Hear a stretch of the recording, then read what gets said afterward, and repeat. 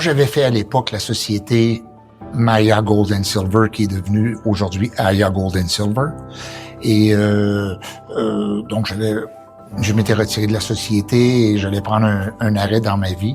Et il y a eu cet engouement pour le prix des métaux, comme j'ai vu souvent. J'ai 64 ans, j'ai vu ça souvent, l'engouement revenir dans les métaux. Et on a décidé de créer une nouvelle société au Maroc. Pour faire de l'exploration, premièrement, et deuxièmement, pour aller chercher probablement des projets plus avancés. Donc, moi, comme vous avez pu constater, je suis Canadien. Il y a beaucoup de fonds, disponibles en ce moment au Canada pour faire de l'exploration.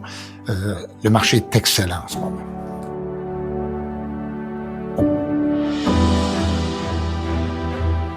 Les tendances en général, tous les métaux sont bons ces temps-ci. Ok, l'argent c'est bon, l'or c'est bon, le cuivre est bon, les éléments critiques sont bons. Beaucoup de gens se lancent là-dedans. Moi, j'étais là-dedans, le premier, dans le lithium en 1996.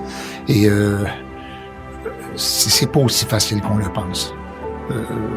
Pour avoir les fonds, entre autres, il faut rapidement se diriger vers des projets de concentration, purification et surtout de transformation. Donc, les métaux critiques, oui, ça va en prendre beaucoup, mais c'est pas si facile qu'on pense. Les purifier, je veux dire.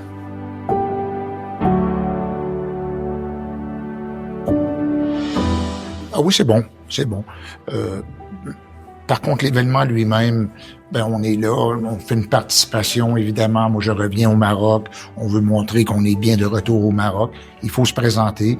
Dans cet événement-là, par rapport à le type de société qu'on est, nous, on est une société d'exploration minière.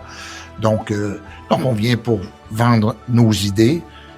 Mais en général, il y a plus de vendeurs que nous, on peut vendre. Donc, beaucoup de gens viennent nous vendre leur géophysique ou vous comprenez? Donc, c'est un peu ça, cet événement. Mais on est content d'avoir fait notre participation et d'avoir montré qu'on était de retour au Maroc.